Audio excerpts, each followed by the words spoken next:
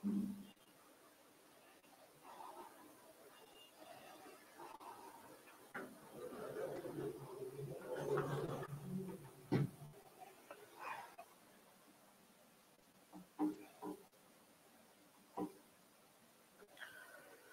চাকরি প্রত্যাশী ভাই এবং বোনেরা, আসসালামু আলাইকুম। আজকে আমরা আরেকটি এটিও প্রস্তুতি কোর্সের একটি লাইভ ক্লাস নিয়ে হাজির হয়েছি।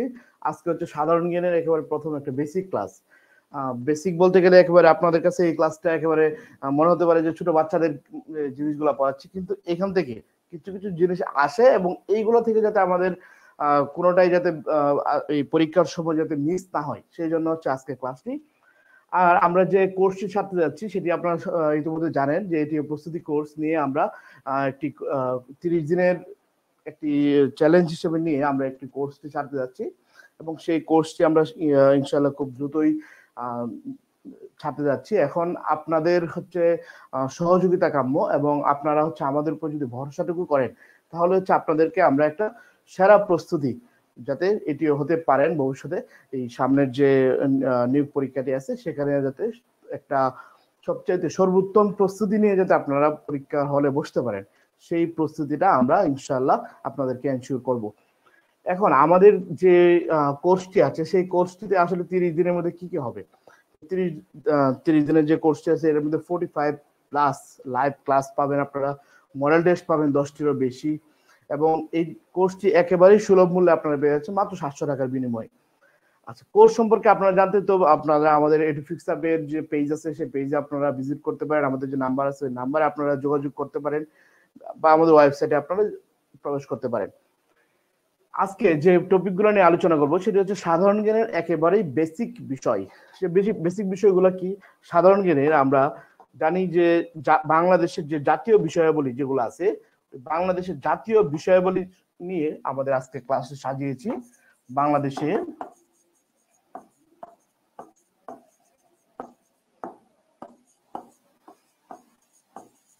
জাতীয় বিষয়াবলী,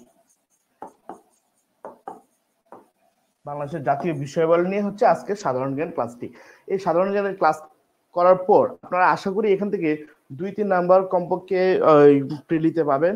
আর রিটেন পরীক্ষায় যেভাবে প্রশ্নগুলো আসে ওই রিটেন পরীক্ষায় সাধারণ জ্ঞানের যাতে এখান থেকে প্রশ্নগুলো আসতে যাতে পারা যায়, আমরা ওইভাবে প্রশ্নগুলো সাজিয়েছি, আমরা ওইভাবে উত্তরগুলো আমরা এইভাবে লিখে দিয়েছি এখানে। আপনারা যদিও আজকে ক্লাসটি একটু বোরিং লাগতে পারে যে রিডিং গদবাদা রিডিং পড়াচ্ছি, কিন্তু এখান থেকে কিন্তু আপনারা বিভিন্ন ইম্পর্টেন্ট টপিকগুলো আপনারা পেয়ে যাচ্ছেন। তাহলে আমরা কথা না বাড়িয়ে আমরা ক্লাসে চলে যাই। প্রথম যে পেজটা সেটি হচ্ছে বাংলাদেশের একেবারে যে বেসিক জাতীয় যে জিনিসগুলা, যেমন আমরা জানি বাংলাদেশের জাতীয় সঙ্গীত, আমাদের জাতীয় সঙ্গীতটা কি, আমরা এইগুলো নিয়ে আবার ডিটেলসে কিছু কয়েকটা স্লাইড পরে আমরা আবার আলোচনা করব। এখানে শুধুমাত্র বেসিক যে কথাগুলো এগুলো শুধুমাত্র এক কথায় লিখে দিচ্ছি। এরপরে হচ্ছে এটা নিয়ে আমার সোনার বাংলা নিয়ে কিভাবে করতে গিয়ে আসছে সেগুলো নিয়ে আমরা ডিটেলস কয়েকটা স্লাইড পরেই আমরা আলোচনা করব।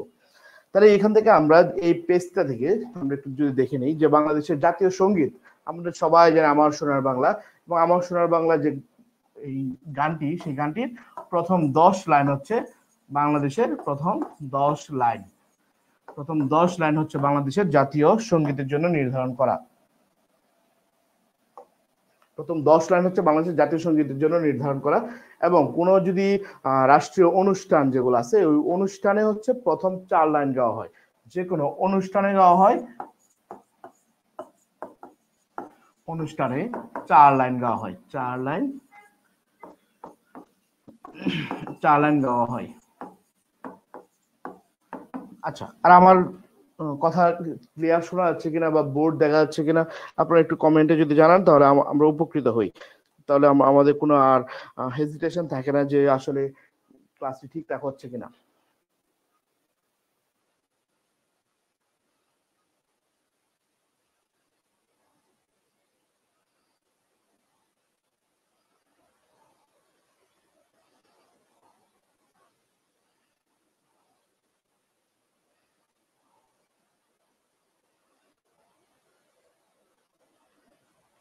আচ্ছা, আমি এখান থেকে দেখতেছি, দেখা যাচ্ছে যে বোর্ড দেখা যাচ্ছে। আচ্ছা, তারপর দেখি বাংলাদেশের জাতীয় ভাষা বা আমাদের বাংলাদেশের জাতীয় রাষ্ট্রীয় ভাষা হচ্ছে বাংলা, সেটা আমরা জানি। বাংলা জাতীয় ফল, ফুল এবং পশু, এগুলো একসাথে বলে দিই। বাংলা জাতীয় ফল হচ্ছে কাঁঠাল, আমরা জানি। বাংলা জাতীয় ফুল শাপলা। বাংলা জাতীয় পশু হচ্ছে রয়্যাল বেঙ্গল টাইগার, বাঘ। এগুলো নিয়ে বলার কিছু নাই। বাংলা জাতীয় পাখি আমরা জানি দুয়েল। বাংলা জাতীয় খেলা হচ্ছে কাবাডি, বা এটাকে হাডুডু অনেক সময় বলা হয়, হাডুডু। আচ্ছা, তারপর হচ্ছে বাংলাদেশ জাতীয় মাছ হচ্ছে ইলিশ মাছ, যেটি রপ্তানি নিয়ে অনেকগুলো টপিক আপনারা ইতিমধ্যে দেখতে পাচ্ছেন, পেপার পত্রিকা পড়লে দেখা যাচ্ছে। বাংলাদেশ জাতীয় গাছ হচ্ছে আম গাছ। এই পেজটা যদি কারোর দরকার হয় অবশ্যই একটা স্ক্রিনশট দিয়ে নিয়ে নেন, তাহলে আর এখান থেকে আসলে প্রশ্ন আসলে কারোই আসলে ভুল হওয়ার কথা না। তারপরেও আমরা হচ্ছে মানে এটা যদি পড়াতে হবে একেবারে বেসিক বিষয় থেকে শুরু করছি, আমরা ওই বেসিক বিষয়টা আপনাদেরকে জানিয়ে রাখলাম। ওকে, এরপরের পেজ আমরা যাই। এখানে কয়েকটা জিনিস, মানে এখানে ম্যাক্সিমাম গুলো আপনারা জানেন, কয়েকটা হচ্ছে একটু কনফিউশনিং কোয়েশ্চেন হতে পারে। বাংলা জাতীয় কবি আমরা জানি কাজী নজরুল ইসলাম, সমস্যা নেই। বাংলা জাতীয় উৎসব, আচ্ছা এটা একটু অনেকেই ঘাবড়ে যেতে পারে। বাংলা জাতীয় উৎসবটা জানি কি? বাংলা নববর্ষ। বাংলা নববর্ষ এটা হচ্ছে বাংলাদেশের জাতীয় উৎসব। আচ্ছা, তাহলে এটুকু মনে রাখেন, বাংলাদেশের জাতীয় উৎসব হচ্ছে বাংলা নববর্ষ। তারপর বাংলাদেশের জাতীয় পতাকা সবুজ আয়তক্ষেত্রের মধ্যে লাল বৃত্ত, সবুজ আয়তক্ষেত্র।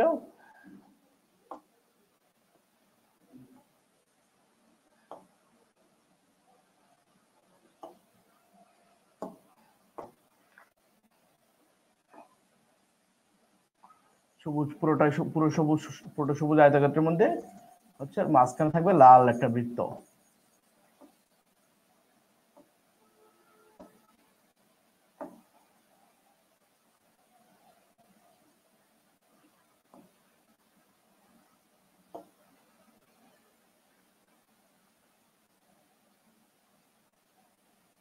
এরকম হচ্ছে বাংলাদেশের ম্যাপটা। আচ্ছা, এখানে একটা জিনিস আপনাদেরকে দেখানোর জন্য আমি মূলত আঁকছি এটা। বাংলাদেশের মানচিত্রে যে গোল লাল বৃত্তটা, এটা কিন্তু একটু এদিকে হেলানো, মানে একটু এই পাশে, মানে বাম পাশে একটু হেলানো, এটা কিন্তু ঠিক মাঝ বরাবর না। আর এটা অনুপাত হবে 10:6। এদিকে যদি দৈর্ঘ্য যদি 10 হয় তাহলে প্রস্থ হবে 6, অথবা এখানে যদি 5 হয় তাহলে এখানে হবে 3, 5:3। এটা মনে রাখবেন। তাহলে আমাদের জাতীয় পতাকার যে এটা হচ্ছে 10:6 অথবা 5:3। এই অনুপাতে আমরা যত বড় বা ছোট করতে পারি। তার বাংলাদেশ জাতীয় বন, এটা আমরা জানি সুন্দরবন, বিশেষ হচ্ছে বড় ম্যানগ্রোভ বন এটা। বাংলাদেশ জাতীয় চিড়িয়াখানা ঢাকা চিড়িয়াখানা। আচ্ছা, বাংলাদেশ জাতীয় স্মৃতিসৌধ, এটা আমরা জানি সবাই, সেই সাভারে যে স্মৃতিসৌধটা, সাভারের নবীনগর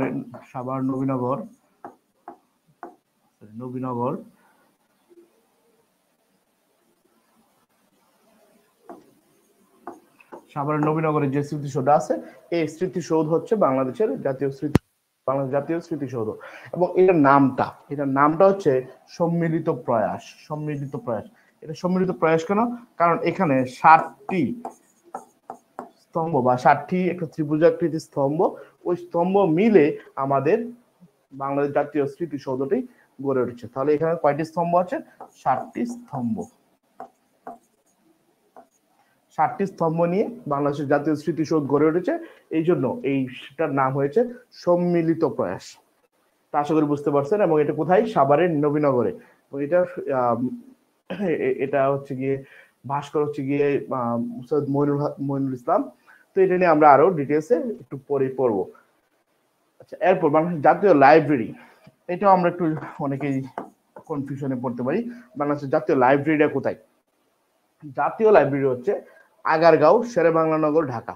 জাতীয় লাইব্রেরি হচ্ছে শেরেবাংলানগরের আগারগাঁওয়ে, এবং এটি ঢাকায় অবস্থিত। জাতীয় বিমানবন্দর হয়তো শাহজালাল আন্তর্জাতিক বিমানবন্দর, এটা জানি আমরা। জাতীয় মসজিদ বাইতুল মোকাররম জাতীয় মসজিদ। বাংলাদেশ জাতীয় স্টেডিয়াম, আচ্ছা জাতীয় স্টেডিয়ামটা বঙ্গবন্ধু জাতীয় স্টেডিয়াম, এটা কিন্তু বাংলাদেশের জাতীয় স্টেডিয়াম। মিরপুরে যে শেরেবাংলা স্টেডিয়াম, ওইটা কিন্তু বাংলাদেশের জাতীয় স্টেডিয়াম নয়।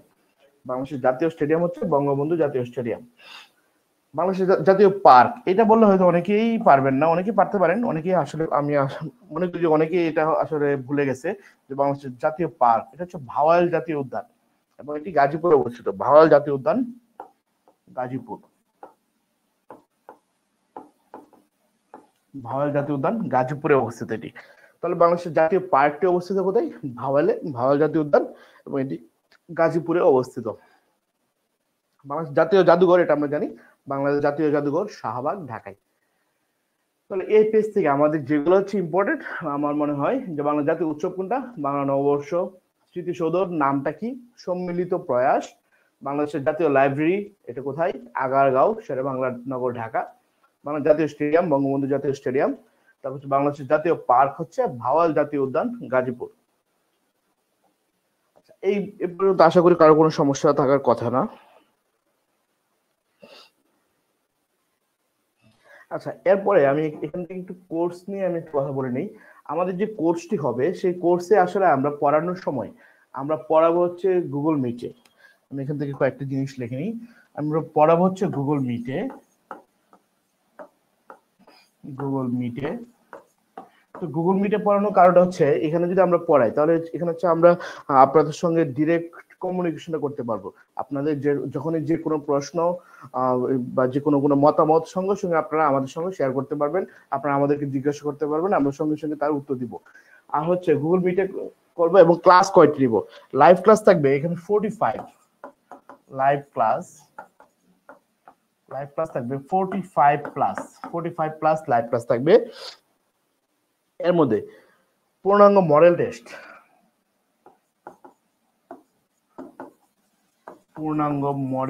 থাকবে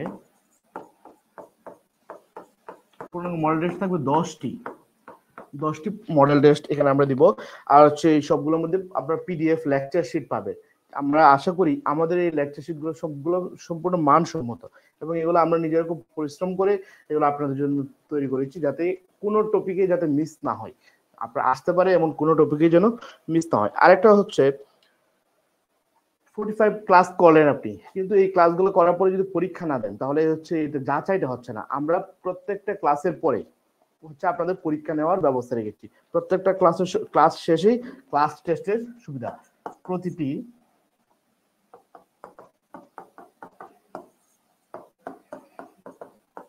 প্রতিটি ক্লাস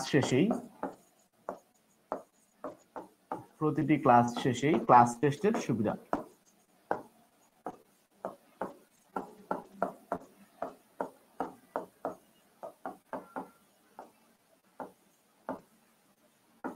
আপনারা এখানে পূর্ণাঙ্গ মডেলটা 10টিতে লাস্টে দিবেনই। আর হচ্ছে প্রত্যেকটা ক্লাস লাইভ ক্লাস করার পরে আপনারা ক্লাস টেস্টের সুবিধা পাবেন, ক্লাস টেস্ট দিতে পারবেন, যেটা উত্তরপত্র আমরা আবার আমরা সঙ্গে আপনারা পরীক্ষা দেওয়ার পরেই আপনারা নিজেরা যাচাই করতে পারবেন যে আপনারা কত পেয়েছেন।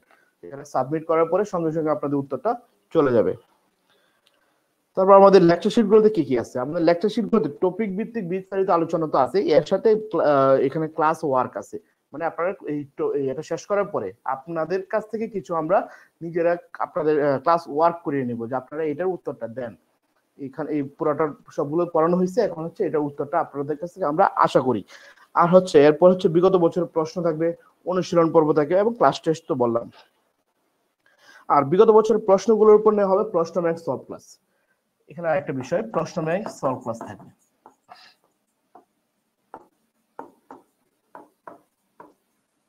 প্রশ্ন ব্যাংক সলভ ক্লাস, আচ্ছা এটা তো থাকবেই। তারপর গুগল মিটে, এবং আমরা আশা করি আমাদের যারা টিচার প্যানেল আছে সবাই খুবই অভিজ্ঞ, এবং আপনাদেরকে সর্বোচ্চ সেবাটা প্রদান করা হচ্ছে আমাদের লক্ষ্য। এবং এখানে এডুফিক্স হিসেবে আপনারা আপনাদের যদি পরিচিত অন্য কেউ কোনো কোর্স করে থাকেন, আপনারা নিশ্চয়ই জানেন যে এখানে কোনো কোর্স শুরু হওয়ার পরে আপনাদেরকে কোর্স শেষ করার আগ পর্যন্ত সর্বোচ্চ সার্ভিস এখানে দেওয়া হয়। এখানে কোনো ধরনের ফাঁকিবাজি নেই। এখানে আপনারা মানে সবাই আমাদের সঙ্গে গুগল মিটের মাধ্যমে, তারপর হচ্ছে প্রতি সপ্তাহে আমাদের যে সিইও আছেন ওনার সাথে হচ্ছে প্রতি সপ্তাহে আপনাদের একটা মিটিং হবে, যে কিভাবে এটা আরো ইমপ্রুভ করা যায়। তো বিভিন্ন সুযোগ সুবিধা আপনারা পাবেন, আশা করি ঠকবেন না। আচ্ছা, এরপরে তাহলে আমরা পরের স্লাইডে যাচ্ছি। এখন এই স্লাইড নিয়ে যেগুলো বললাম, আশা করি এগুলো যদি আসে, এগুলো থেকে আসার সম্ভাবনা। এরপরে স্লাইডে চলে যাই। আচ্ছা, এরপরে স্লাইডে এখানে যেটা বলছে যে জাতীয় সংসদ। আচ্ছা, তো জাতীয় সংসদ ভবন যেটা, তো বাংলাদেশ জাতীয় সংসদ ভবনটা কোথায় আছে? তেজগাঁওয়ে আছে। তো ওইটা ঢাকার শের বাংলা নগর, তেজগাঁওয়ের ঠিক ওই উত্তর দিকে। এখন এটি সংসদ ভবন বা জাতীয় সংসদ কমপ্লেক্স, যেটা পুরো একটা বিশাল এরিয়া জুড়ে, এবং এটি ঢাকা শেরেবাংলা নগরের 215 একর জায়গার উপর অবস্থিত। কোথায়? এবং এটা এটা ঢাকার শেরেবাংলা নগরে 215 একর জায়গার উপর অবস্থিত। বাংলা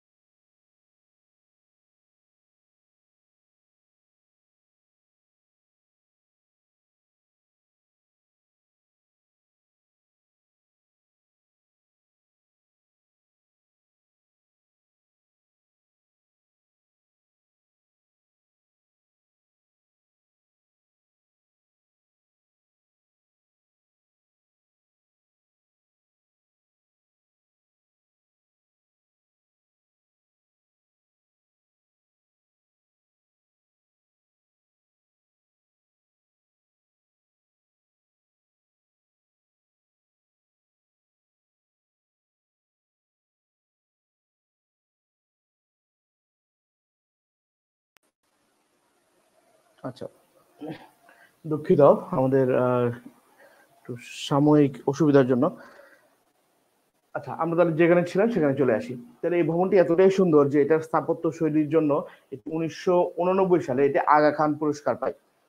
তারপর হচ্ছে এই মূল সংসদ ভবন জাতীয় সংসদ কমপ্লেক্সের একটি অংশ, একটি বিশাল বড় 215 একর জায়গার উপরে এই ভবনটি। এখন এই 215 একর জায়গার উপর যে মূল সংসদ ভবনটা, এটি জাতীয় সংসদ কমপ্লেক্সের একটু অংশ, একটু বোঝা যাচ্ছে। তাহলে আমাদের যে যে পয়েন্টগুলো নোটেড রাখতে হবে, এটা সংসদ সংলগ্ন লেকটি ক্রিসেন্ট লেক নামে পরিচিত। এই কথাটা একটু মনে রাখতে হবে, এই লেকের নাম হচ্ছে ক্রিসেন্ট লেক। কোনো সময় যদি প্রশ্ন আছে ক্রিসেন্ট লেক কোথায়, তাহলে এটা ঢাকায় বা সংসদ সংসদ ভবনে। তৎকালীন রাষ্ট্রপতি আব্দুস সাত্তার সংসদ ভবনের উদ্বোধন করেন। 1982 সালে রাষ্ট্রপতি আব্দুস সাত্তার এই সংসদ ভবনের উদ্বোধন করেন 1982 সালে। এটা লিখে নেন, 1982 সালে। এটা আমাদের লাগবে। কমপ্লেক্সের মধ্যে আরো আছে সুদৃশ্য বাগান, কৃত্রিম হ্রদ এবং সংসদ সদস্যদের আবাসস্থল। এটা দরকার নেই। তাহলে এইখানে আমরা যে যে বিষয়গুলো আমাদের অবশ্যই দরকার আছে, জাতীয় সংসদ 9 তলা বিশিষ্ট এই ভবনটি শেরেবাংলা নগরে 215 একর জায়গার উপর অবস্থিত। মূল স্থপতি হচ্ছে লুই কান, তিনি একজন মার্কিন স্থপতি। তারপর হচ্ছে এটি ভবনটির স্থাপত্য উৎকর্ষের জন্য 1989 সালে এটি আগা খান পুরস্কার পায়। এটা লাগবে। সংসদ সংলগ্ন লেকটি হচ্ছে ক্রিসেন্ট লেক নামে পরিচিত, ক্রিসেন্ট লেক। তারপর তৎকালীন রাষ্ট্রপতি আব্দুস সাত্তার এটি 1982 সালে এটি উদ্বোধন করেন। তাহলে এই পর্যন্ত হচ্ছে আমাদের জাতীয় সংসদ থেকে আমরা এই পর্যন্ত জানতে পারলাম।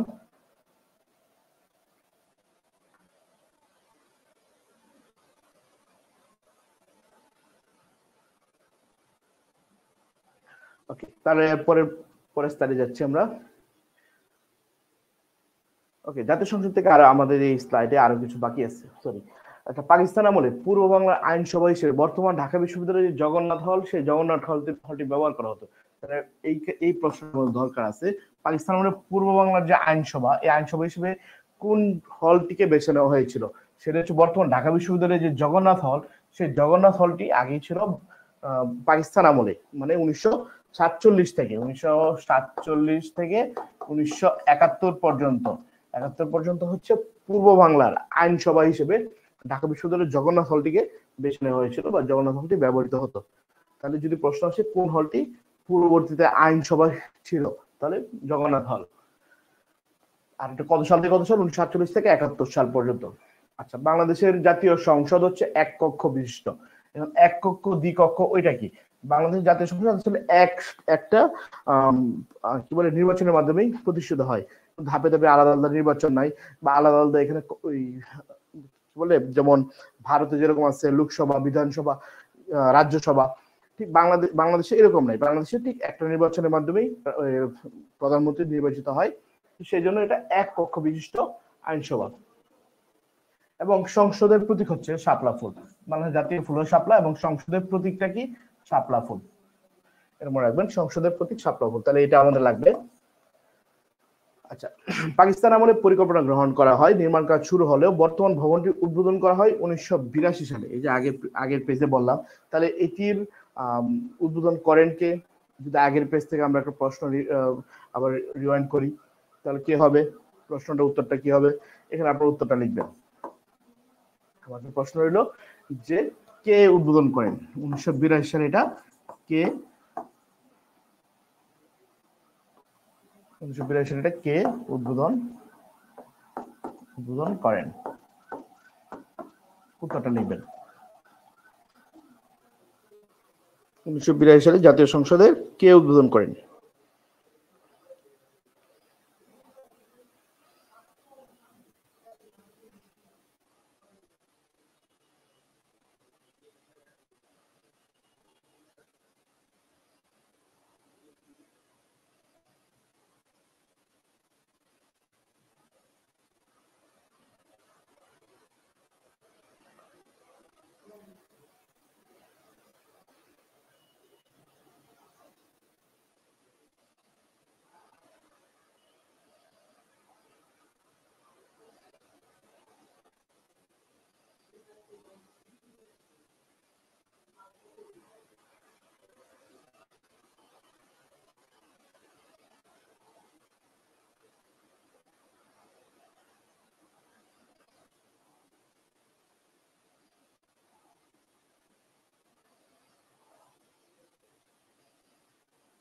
আচ্ছা, এটা কে উদ্বোধন করেন? এটা উত্তরটা কেউ দেননি। এটা ছিল তৎকালীন যে রাষ্ট্রপতি ছিলেন, তৎকালীন রাষ্ট্রপতি হচ্ছে আব্দুল সাত্তার।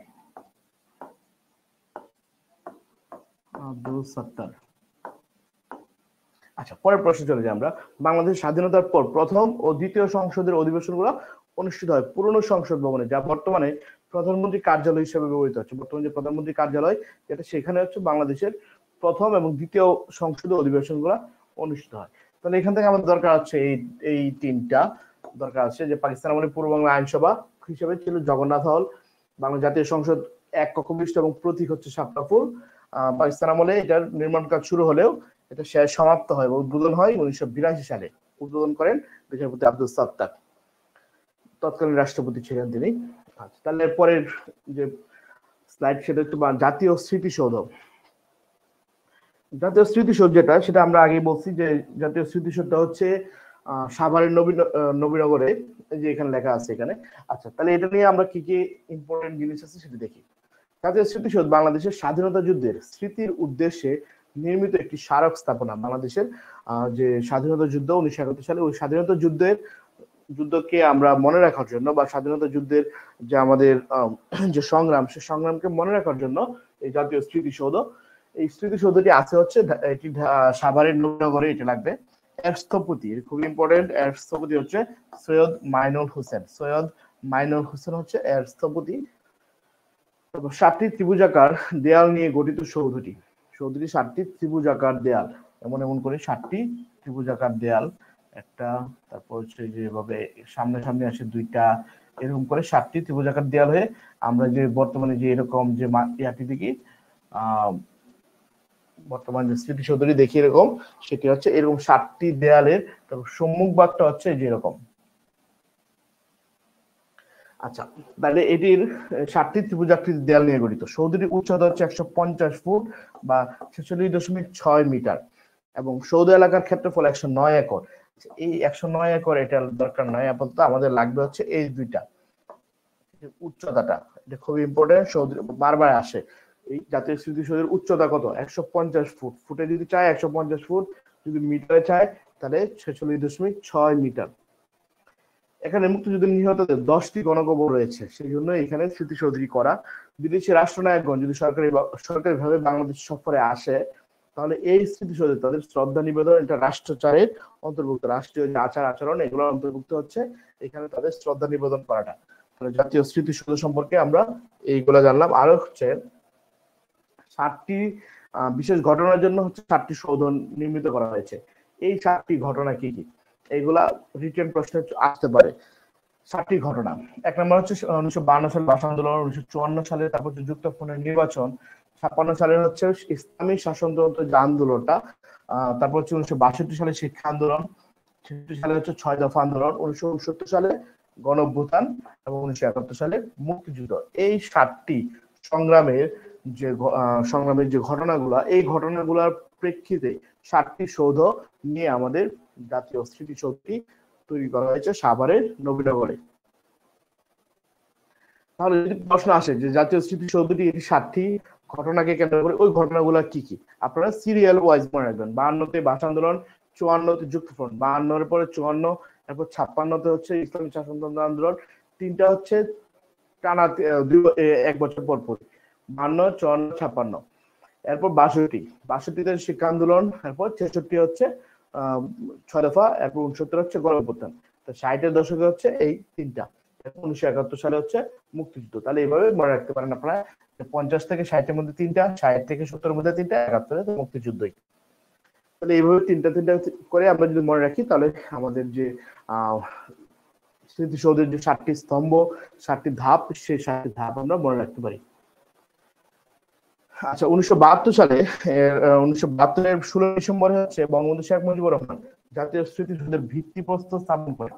তাহলে ভিত্তিপ্রস্তর স্থাপন করেন হচ্ছে 1972 সালের 16 ডিসেম্বর। আবার দেখেন, এর ঠিক 10 বছর পরে 1982 সালের 16 ডিসেম্বরে তৎকালীন রাষ্ট্রপতি হোসেন মোহাম্মদ এরশাদ হচ্ছে এর উদ্বোধন করেন। তাহলে একটা জিনিস চিন্তা করেন, 1972-এর 16 ডিসেম্বর, সবসময় মনে রাখেন এটার উদ্বোধন হয়, ভিত্তিপ্রস্তর স্থাপন হয় 16 ডিসেম্বর, উদ্বোধন হয় 16 ডিসেম্বর। আমাদের মনে রাখতে হবে শুধু সালটা। 1972 সালে হচ্ছে বঙ্গবন্ধু শেখ মুজিবুর রহমান এটার ভিত্তিপ্রস্তর স্থাপন করেন, কিন্তু এটা উদ্বোধন করা হয় আরো 10 বছর পর 1982 সালে। 1982 সালে কে করেন? তৎকালীন যে রাষ্ট্রপতি ছিলেন হোসেন মোহাম্মদ এরশাদ, তিনি হচ্ছে এটা এই জাতীয় স্মৃতিসৌধের উদ্বোধন করেন হচ্ছে হোসেন মোহাম্মদ এরশাদ।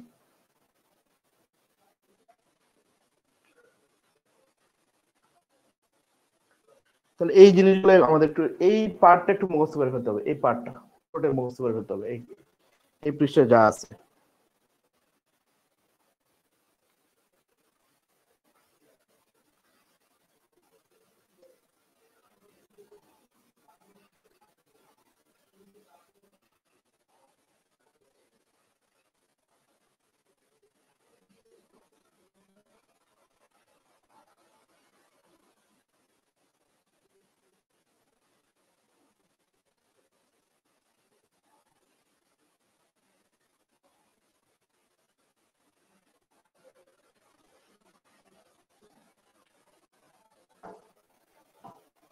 আচ্ছা, এরপর আমরা যাই জাতীয় সঙ্গীতে। আচ্ছা, বাংলাদেশের জাতীয় সঙ্গীত যেটি আমার সোনার বাংলা, এর রচয়িতা এবং সুরকার হচ্ছে রবীন্দ্রনাথ ঠাকুর, এটা আমরা জানি। এটি বাংলা হচ্ছে 1312 বঙ্গাব্দে বঙ্গদর্শন পত্রিকায় আশ্বিন সংখ্যায় গানটি প্রথম প্রকাশিত হয়। তাহলে এটা মনে রাখবো, কোন পত্রিকায়? বঙ্গদর্শন পত্রিকা। বঙ্গদর্শন পত্রিকায় এটি 1312 সাল বঙ্গাব্দে আশ্বিন সংখ্যায় গানটি প্রথম প্রকাশিত হয়। এটি রবীন্দ্রনাথের গীত বিতান গ্রন্থে আছে। এটি গীত বিতান গ্রন্থে স্বরবিতান পাঠের অংশভুক্ত। এই রবীন্দ্রনাথের গীত বিতান গ্রন্থের স্বরবিতানের অংশভুক্ত হচ্ছে এই বাংলাদেশের জাতীয় সঙ্গীত আমার সোনার বাংলা। এটি 1905 সালে বঙ্গভঙ্গ আন্দোলনের পরিপ্রেক্ষিতে গানটি রচিত হয়েছিল। আচ্ছা, গানটিতে প্রথম স্থান পেয়েছে বাংলার মনোরম প্রকৃতির কথা, প্রকৃতিকে এখানে মেনলি ফোকাস করা হয়েছে।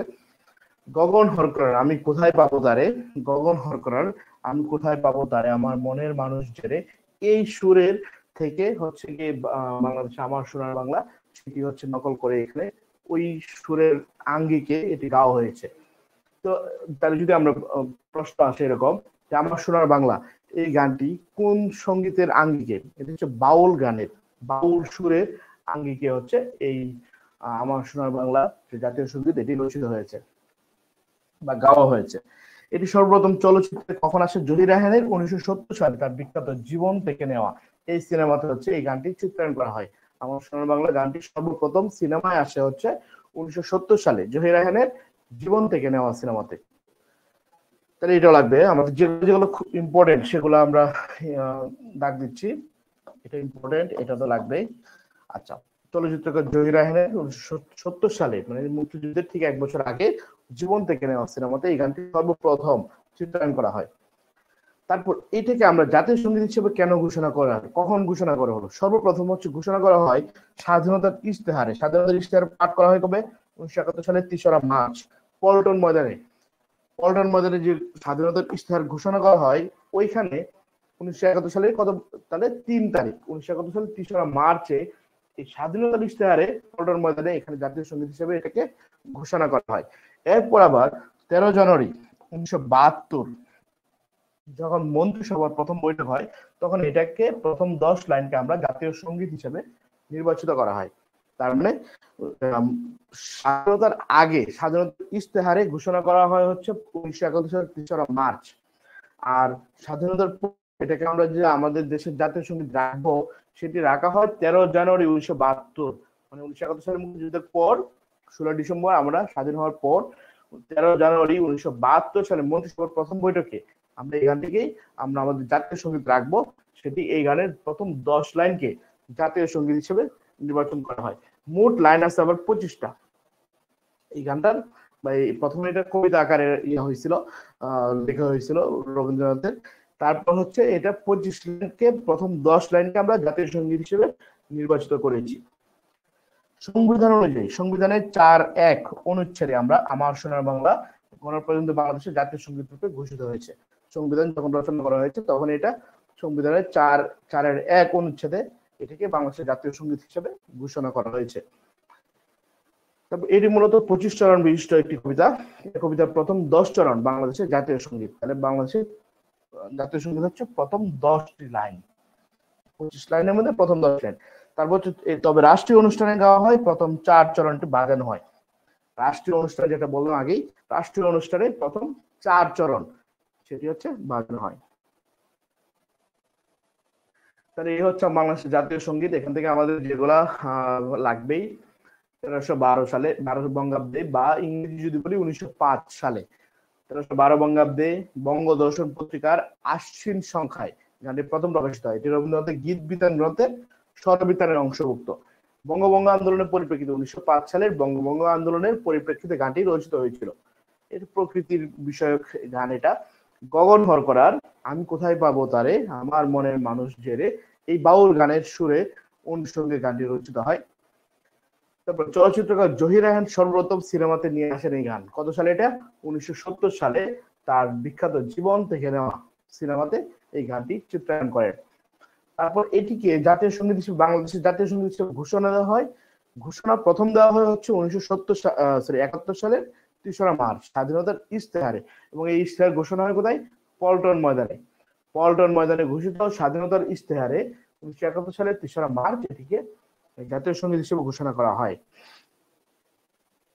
এরপর 13 জানুয়ারি 1972 সালে মন্ত্রিসভার প্রথম বৈঠকে এই গানটি প্রথম 10 লাইনকে জাতীয় সঙ্গীত হিসেবে আমরা ঘোষণা করি বা নির্বাচিত করি। আর এটি সংবিধানের 4(1) অনুচ্ছেদে আছে। 4(1) অনুচ্ছেদ অনুযায়ী এটি বাংলাদেশের জাতীয় সঙ্গীত। তারপর হচ্ছে এটি মূলত 25 চরণ বিশিষ্ট কবিতা। আর এই কবিতার প্রথম 10 চরণ হচ্ছে বাংলাদেশের জাতীয় সঙ্গীত, কিন্তু রাষ্ট্রীয় অনুষ্ঠানে বাজানো হয় 4 লাইন। তাহলে এই জাতীয় সঙ্গীত নিয়ে আশা করি আর কারো কোনো সমস্যা থাকার কথা না। আচ্ছা, এরপরে আমরা আসি বাংলাদেশের জাতীয় কবি। এটা আমরা সবাই জানি বাংলাদেশের জাতীয় কবিকে কাজী নজরুল ইসলাম। তিনি 1899 সালের 24শে মে 1899 সালের 24শে মে বা 11 জ্যৈষ্ঠ 1306 পশ্চিমবঙ্গের বর্ধমান জেলার আসানসোল মহকুমার চুরুলিয়া গ্রামে জন্মগ্রহণ করেন। এখন এই 1899 নিয়ে আরেকটা কাহিনী আছে। 1899 সালে আরেকজন কবি, বিখ্যাত কবি জন্মগ্রহণ করেন। এখানে আমি দুইটা জিনিস লিখে দিই। কাজী নজরুল ইসলামের সঙ্গে জন্ম নেয় 1899, এবার মনে রাখেন 1899 জন্ম জন্ম দুই কবি, কাজী নজরুল তো আছেই, কাজী নজরুল, আরেকজন হচ্ছে জীবনানন্দ দাশ। জীবনানন্দ দাশ, এই দুইজনের জন্ম হচ্ছে 1899 সালে। আর কাজী নজরুল ইসলামের মৃত্যু হয় 1976 সালে। 1976 সালে আবার দুইজন কবির মৃত্যুবার্ষিকী বা মৃত্যু সাল, সেটাও কাজী নজরুল ইসলাম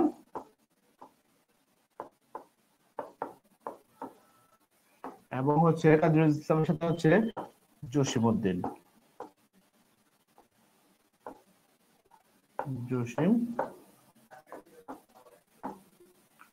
জসিমউদ্দিন, পল্লী কবি জসিমউদ্দিন, তার মৃত্যু সাল হচ্ছে 1976 সাল। তাহলে এরকম মনে রাখবেন যে কাজী নজরুল ইসলামের সাথে জন্মগ্রহণ করে জীবনানন্দ দাশ, আর কাজী নজরুল ইসলামের যে সালে মৃত্যু, ওই সালে মৃত্যু হয় জসিমউদ্দিনের। এভাবে যদি আমরা মনে রাখি তাহলে দুইটা সাল মনে রাখা যায়, 1899, 1976। 1899 থেকে 1976 হচ্ছে কাজী নজরুল ইসলামের জন্ম এবং মৃত্যু। আবার এই 1899 সালে আরেকজনের জন্ম হচ্ছে জীবনানন্দ দাশ, আর 1976 সালে আরেকজনের কবির মৃত্যু, সেটা হচ্ছে জসিমউদ্দিন। এগুলো আমরা মনে রাখতে পারি। আচ্ছা, তারপর আমরা এখানে চলে আসি। আবার তার জন্ম কোথায়? পশ্চিমবঙ্গের বর্ধমান জেলার আসানসোল মহকুমার চুরুলিয়া গ্রামে। ছোটবেলা থেকে পড়তে পড়তে মুখস্থ সবাই আশা করি। তার ডাকনাম হচ্ছে দুঃখ মিয়া। তিনি 1914 সালে ময়মনসিংহ সালে দরিরামপুর স্কুলে 7ম শ্রেণীতে ভর্তি হন।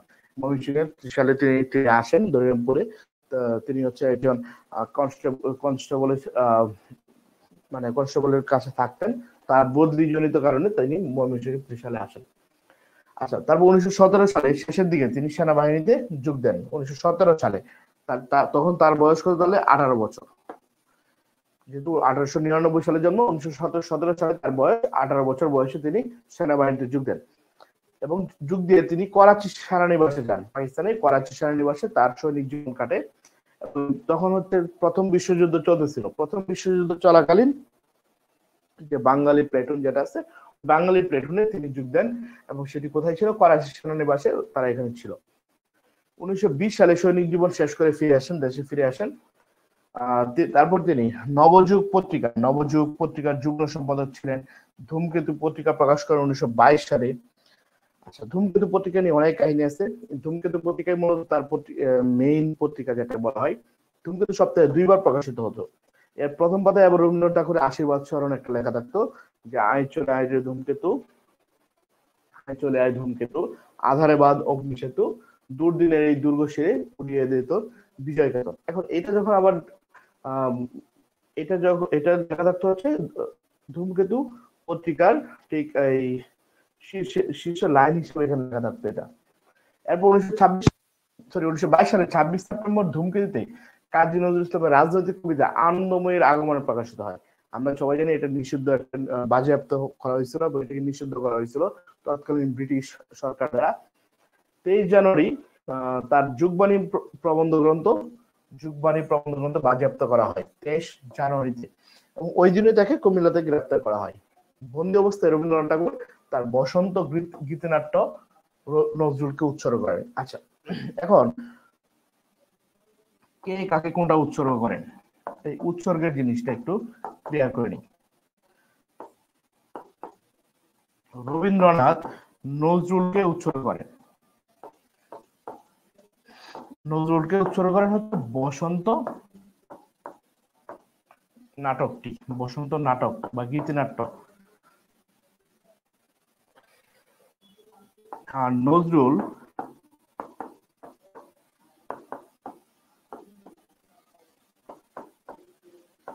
রবীন্দ্রনাথকে উৎসর্গ করেন তার সঞ্চিতা।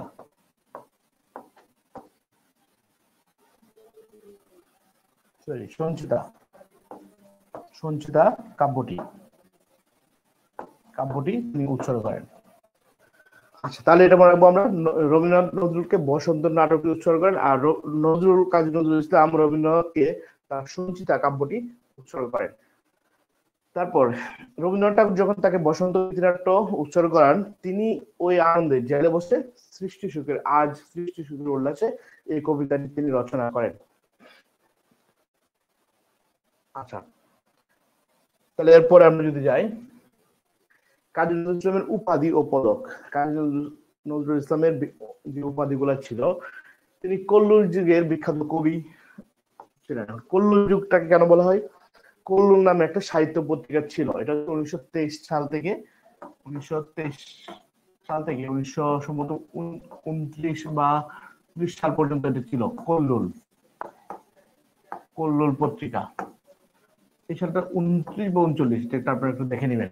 তো কল্লোল যে সাহিত্য পত্রিকা, ওই সাহিত্য পত্রিকায় যারা লেখালেখি করতো তাদেরকে হচ্ছে কল্লোল সাহিত্যবিদ এরকম, বা এই ওই সময়ে যারা 20 থেকে 30-এর সময়, তো তারাই ছিলেন হচ্ছে ওই সময় বিখ্যাত সাহিত্যিক। তো তারা এই কল্লোল পত্রিকা লেখালেখি করার জন্য ওই যুগটার নাম হয়ে গেছিল কল্লোল যুগ। তো কল্লোল যুগের বিখ্যাত কবি ছিলেন কাজী নজরুল ইসলাম। তাকে জগত্তারিণী উপাধি দেয় 1945 সালে কলকাতা বিশ্ববিদ্যালয়। পদ্মভূষণ উপাধি 1960 সালে ভারত সরকার দেয়। ডক্টরেট ডিগ্রি রবীন্দ্র ভারতী বিশ্ববিদ্যালয় দেয়। আমাদের দরকার এটা। 1974 সালে ঢাকা বিশ্ববিদ্যালয় ওনাকে ডক্টরেট ডিগ্রি প্রদান করে। আর 21 পদক দেওয়া হয় বাংলাদেশ সরকার। 21 পদক দেওয়া হচ্ছে 1976 সালে বাংলাদেশ সরকার 21 পদক তাকে দেন। কাজী নজরুল ইসলাম প্রথম ঢাকা আসেন 1926 সালে জুন মাসের শেষ সপ্তাহে। তার মানে প্রথম ঢাকা আসে 1926 সালে জুন মাস। তখন তার 27 বছর বয়স। আচ্ছা, 1972 সালে 24 মে ভারত সরকারের অনুমতিক্রমে ভারত থেকে বাংলাদেশে স্থায়ীভাবে আনা হয়। তাহলে কাজী নজরুলকে স্থায়ীভাবে আনা কবে? 1972 সালে 24 মে ভারত সরকারের অনুমতিক্রমে ভারত থেকে বাংলাদেশে স্থায়ীভাবে আনা হয়। 1972 সালে। তার মানে মুক্তিযুদ্ধের ঠিক পরের বছর 1972 সালে তাকে ভারত থেকে বাংলাদেশে স্থায়ীভাবে নিয়ে আসা হয়। এরপর তাকে জাতীয় কবি হিসেবে ঘোষণা করা হয় হচ্ছে 1974 সালে। এটাও আমাদের খুবই ইম্পর্টেন্ট একটা প্রশ্ন। তাকে জাতীয় কবি হিসেবে কবে ঘোষণা করা হয়? 1974 সালে তাকে জাতীয় কবি হিসেবে ঘোষণা করা হয়। তারপর 29 আগস্ট 1976 সালে তিনি ঢাকায় মৃত্যুবরণ করেন।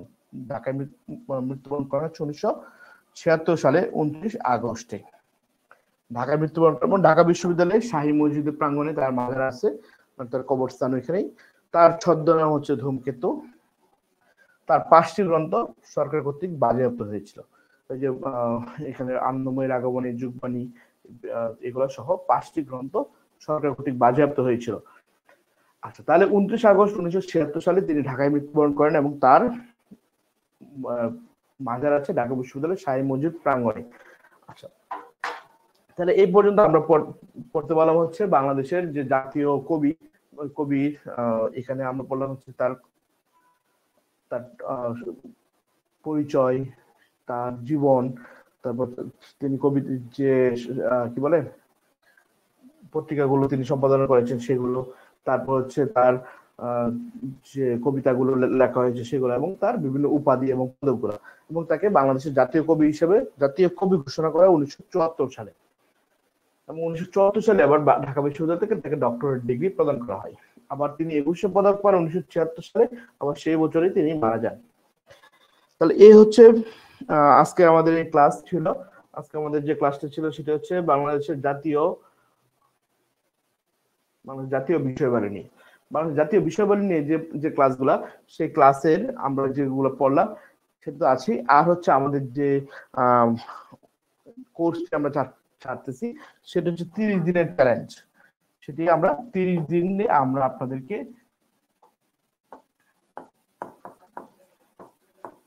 30 দিনের একটি চ্যালেঞ্জ হিসেবে আমরা নিয়েছি এটা। এবং এটি আপনারা যদি যে সময়টুকু আপনাদের স্কুল টাইম করার পরেও আপনারা যে টাইমটি পান, সেই টাইমটিতে আপনারা যদি আমাদের ক্লাসগুলো দেখেন এবং আমাদের যে শীটগুলো আছে সেই শীটগুলো যদি আপনারা পড়েন, আশা করি এটি 30 দিনে কভার করা সম্ভব। আপনারা পড়েই চাকরি পেয়েছেন, এবং এই আপনাদের এই মেধাটা হচ্ছে আরেকটু জাস্ট মানে কি বলে শান দিতে হবে আর কি। মেধাটাকে আরেকটু চর্চার বিষয়, যেগুলো এগুলো আরেকবার রিভাইজ দিবেন।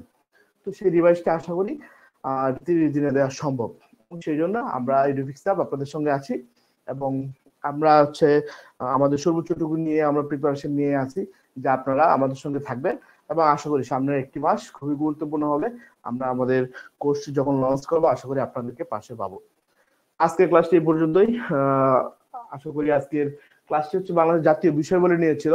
তো এগুলো আপনাদের প্রায় এগুলো আপনাদের পারা, তো সেই জন্য আশা করি এই ক্লাসটি তেমন অসুবিধা হয়নি আপনাদের বুঝতে বা পারতে, এগুলো অসুবিধা হওয়ার কথা না। তারপরেও যদি কোনো সমস্যা থাকে অবশ্যই আপনারা কমেন্টে জানাবেন। আর আশা করি সবাই একটা ভালো প্রস্তুতি নেন। তো সবার সুস্বাস্থ্য এবং শুভকামনা করে বিদায় নিচ্ছি। আসসালামু আলাইকুম।